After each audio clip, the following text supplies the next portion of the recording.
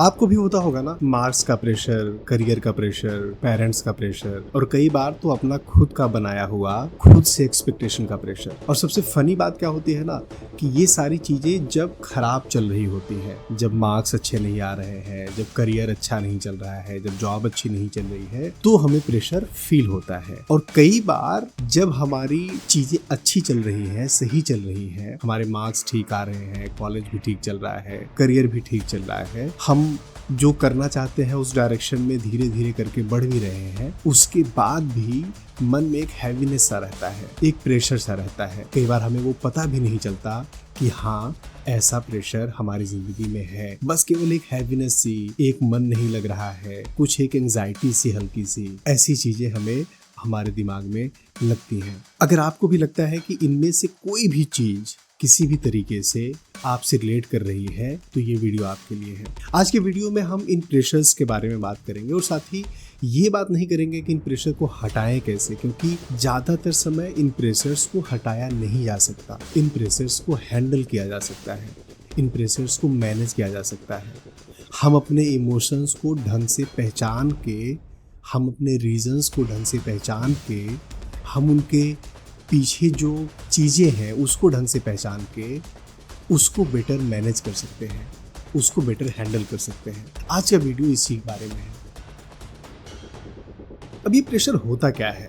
हमें ज़्यादातर समय पता क्या लगता है कि ये जो बाहर से हमें चीज़ें आ रही हैं हमारे पास, उससे प्रेशर आ रहा है। जैसे पेरेंट्स की एक्सपेक्टेशन है, इसकी वजह से प्रेशर आ रहा है, या हमारे जो साथ में लोग हैं, हमारे जो कलीग्स हैं, या हमारे साथ जो साथ पढ़ने वाले स्टूडेंट्स हैं, हमारे दोस्त हैं, उनकी वजह से हमारे अंदर प्रेशर आ रहा है। और हम अलग अलग रीजंस, अलग अलग कारण इसके ढूंढते रहते हैं। जबकि जब आप जितने भी रीजंस ढूंढोगे, जितने भी कारण ढूंढोगे, उसके जब आप पीछे जाओगे तो आपको केवल फंडामेंटली 3 रीजंस मिलेंगे, 3 कारण मिलेंगे। पहला रीजन होता है एक्सपेक्टेशन, दूसरा रीजन होता है कंपैरिजन और तीसरा रीजन होता है अनसर्टेनिटी। एक्सपेक्टेशन कैसे आता है? जैसे वो एक्सपेक्टेशन किसी की भी हो सकती है। हो सकता है कि आप एक ऐसी फैमिली से आए हैं जहां पर आपके पेरेंट्स आपसे बहुत एक्सपेक्टेशन रखते हैं, या कई बार आपकी खुद की एक्सपेक्टेशन होगी कि मुझे ऐसी लाइफ चाहिए, ऐसे मार्क्स चाहिए, ऐसी जॉब चाहिए। एक्सपेक्टेशन कहीं से भी होगा, कोई भी रीजन हो सकता है, किसी का भी एक्सपेक्टेशन होगा। लेकिन एक्सपेक्टेशन जब भी आपसे होगी, उस समय आपके दिमाग पर प्रेशर आएगा। दूसरा रीजन होता है कंपैरिजन। जब हम किसी से कंपेयर करते हैं, और वो जरूरी नहीं है कि कंपैरिजन कोई दूसरा करे, कंपैरिजन हम खुद भी करते हैं कि हमारा ये दोस्त हमसे आगे निकल गया, ये कलीग, इसका प्रमोशन हो गया। ये कंपैरिजन जो होता है ना, ये कंपैरिजन अगर आप कुछ भी नहीं कर रहे होगे, आपकी जिंदगी में सब कुछ अच्छा चल रहा होगा, उस समय भी ये कंपैरिजन आपके दिमाग को हिट करेगा। और तीसरा रीजन होता है अनसर्टेनिटी। अनसर्टेनिटी किसी भी चीज को लेकर, किसी भी बात को लेकर। जैसे आप कॉलेज में हैं, आपको लग रहा है कि यार अगर कॉलेज में मेरी अटेंडेंस सही नहीं हुई तो, अगर मेरी जॉब नहीं लगी तो। क्योंकि अभी जब हम स्कूल में थे, अभी तक हम जब पढ़ रहे थे, तो हमारा एक सेट टारगेट था, और वो टारगेट किसी तरीके से हमें पार कर लेना था कि बोर्ड है, एग्जाम देना है, पास हो गया, फिर नेक्स्ट। अब हम कॉलेज में हैं, अब हमारे पास अनसर्टेनिटी क्या है? लाइफ, पूरी लाइफ इसी चीज पे डिपेंड है कि मेरे मार्क्स कितने आएंगे, मेरे ग्रेड्स कितने आएंगे, कौन सी कंपनी में मेरी जॉब लगेगी, कैसी आगे की लाइफ जाएगी। अनसर्टेनिटी, ये 3 चीजें ही हमारी जिंदगी में प्रेशर क्रिएट करते हैं। आप जितने भी रीजंस ढूंढ कर लाओगे, आप अपने खुद के बारे में सोचो कि आपको हैवीनेस क्यों लग रहा है, प्रेशर क्यों फील हो रहा है। जितनी भी चीजें आप ढूंढ कर लाओगे, उसमें से जब उसको हम छांटेंगे और इन 3 रीजंस में फिट करेंगे, ये केवल इन 3 रीजन में से कहीं ना कहीं पर फिट हो जाएंगी। हमें करना क्या है? हमें इन तीनों रीजंस को ढंग से समझना है, इसको आइडेंटिफाई करना है, और हमें ये देखना है कि हम कौन सी गलती कर रहे हैं, किस इमोशन को कैसे हैंडल किया जा सकता है। अगर हम ये कर लेंगे तो हमारा जो प्रेशर, हैवीनेस वाला, अनसर्टेनिटी वाला जो प्रेशर हमारे दिमाग में चल रहा है, वो डाइल्यूट होगा, कम होगा, बेटर हो जाएगा। अब चलो एक काम करते हैं, मैं कुछ लिस्ट आपको बताता हूँ, कुछ मैं प्रेशर्स बताता हूँ कि ये प्रेशर्स हमारी जिंदगी में होते हैं। उसको ध्यान से सुनो और समझो, और ये देखो कि तुम्हारे साथ क्या रिलेट कर रहा है, तुम्हारे साथ इनमें से कौन सा प्रेशर है। पहला प्रेशर होता है कहीं मैं पीछे ना रह जाऊं, पीछे अपने दोस्त से, पीछे अपने मोहल्ले वाले शर्मा जी के लड़के से, किसी से भी मैं पीछे ना रह जाऊं, इसका कोई लॉजिक नहीं होता, क्योंकि आप हमेशा जिंदगी में किसी न किसी से पीछे रहेंगे, आप हमेशा जिंदगी में किसी न किसी से आगे रहेंगे। कुछ लोग के मार्क्स आपसे बेटर आ रहे हैं, कुछ लोग के मार्क्स आपसे कम आ रहे हैं। मैं ये नहीं कह रहा हूँ कि हमें मार्क्स के पीछे नहीं भागना है, मैं ये नहीं कह रहा हूँ कि हमें अपनी ग्रेडिंग के पीछे नहीं भागना है, मैं ये नहीं कह रहा हूँ कि हमें एक्सीलेंस के पीछे नहीं भागना है। मैं ये कह रहा हूँ कि कम से कम आप ये समझो, कंपैरिजन की वजह से प्रेशर आता है। मैं किसी से पीछे ना रह जाऊं, मैं जॉब में किसी से पीछे ना रह जाऊं। इंस्टाग्राम की पोस्ट किसी को देखते हैं, हमें पता चलता है कि यार वो तो ट्रिप करके आ रहा है, अभी तो कॉलेज चल ही रहा है, वो ट्रिप करके, मैं इससे पीछे रह गया। किसी की 20 साल में शादी हो गई, किसी की 25 साल में शादी हो गई, मैं 30 साल का हूँ, मैं 28 साल का हूँ, मेरी अभी तक शादी नहीं हुई है, मेरा तो करियर भी नहीं हुआ है, मेरा भी तो जॉब भी नहीं लगी है। अलग अलग तरीके के कंपैरिजन, और ये कंपैरिजन क्रिएट करता है प्रेशर। दूसरा प्रेशर होता है सोशल मीडिया प्रेशर। पहले एक समय था जब हम एक मोहल्ले में रहते थे, सोशल मीडिया उतना नहीं था, तो हम अपने कॉलेज के, स्कूल के दोस्तों के साथ, इनके साथ अपना कंपेयर करते थे। फिर सोशल मीडिया है, तो अब वो एक स्कूल का दोस्त जिससे मेरी बात भी नहीं होती, उसका भी लिंक्डइन पोस्ट में देखता हूँ और वो कहीं पर प्रमोट होकर आ गया है, या उसका मैं सोशल मीडिया देखता हूँ, वो अपनी कोई लाइफ चिल कर रहा है, तो वहाँ पर भी हमें प्रेशर फील होता है कि यार ये तो ज़िंदगी में बेटर कर गया। सोशल मीडिया से हमें ये चीज़ें मिल रही हैं। आज के समय में क्या सोशल मीडिया अवॉइड किया जा सकता है? नहीं। क्या बिल्कुल बंद किया जा सकता है? नहीं। यहाँ से प्रेशर क्रिएट होता है। तीसरा प्रेशर होता है करियर डिसीजन। अब जैसे मान लो आपने ग्रेजुएशन किया, ग्रेजुएशन के बाद मुझे क्या करना चाहिए? किसी ने बीटेक किया, मान लो बीसीए किया किसी ने, क्या मुझे एमसीए करना चाहिए या जॉब लेनी चाहिए? क्या मुझे एमबीए कर लेना चाहिए? एमबीए का अच्छा स्कोप है।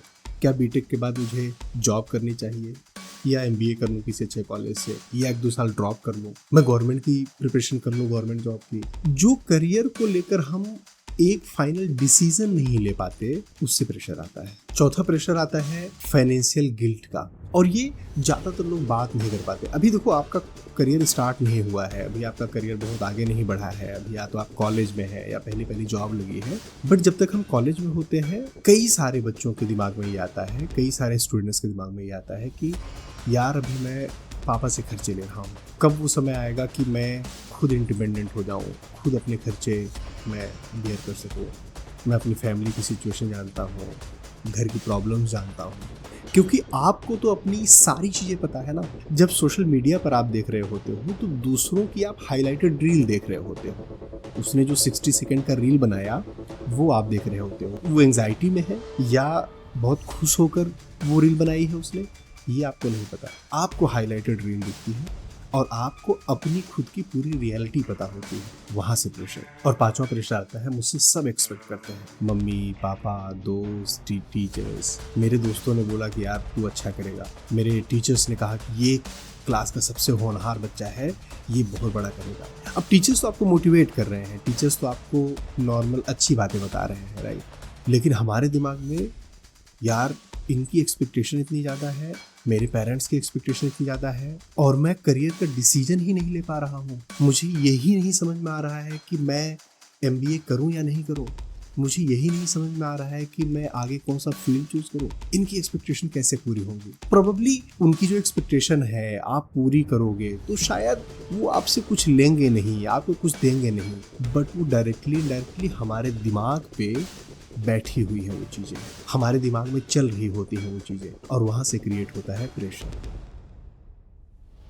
हम ना जब भी स्कूल में होते हैं, कॉलेज में होते हैं स्पेसिफिकली, तो हम कई सारी गलतियां करते हैं, और ये मैं इसलिए आपको बता रहा हूँ क्योंकि उसमें से बहुत सारी गलतियां मैंने भी करी हैं, बहुत सारी गलतियां मेरे जूनियर्स ने करी हैं, मेरे सिबलिंग्स ने करी हैं, मेरे दोस्तों ने करी है। पहली गलती होती है इस प्रेशर को इग्नोर करना। हमारे दिमाग में प्रेशर है, हम हैवीनेस फील हो रही है, हमें एंग्जाइटी सी हो रही है, लेकिन हम उसे इग्नोर कर रहे हैं। यार एक दिन सब ठीक हो जाएगा, एक दिन सब चंगा हो जाएगा। नहीं होगा चंगा। आपको समझ में आ रहा है, नहीं आ रहा है, वो चंगा नहीं होगा। आपको स्टेप्स लेने पड़ेंगे, काम करना पड़ेगा, उसके बारे में भी हम बात करेंगे। बट प्रेशर को इग्नोर करना इज नॉट अ सोल्यूशन। अगर आपके दिमाग में प्रेशर है और आप उसे इग्नोर कर रहे हैं तो आप कल और बड़े एंग्जाइटी में जाने के लिए प्रिपरेशन कर रहे हैं। दूसरी गलती होती है ओवर थिंकिंग और प्लानिंग में डिफरेंस नहीं समझ पाना। कई सारे लोग क्या होता है ना कि वो बहुत सारा प्लान करते हैं, उनको नहीं पता चलता कि वो प्लान कर रहे हैं ओवर थिंक कर रहे हैं। तो कुछ बेसिक से डिफरेंस है ओवर थिंकिंग और प्लानिंग में। जैसे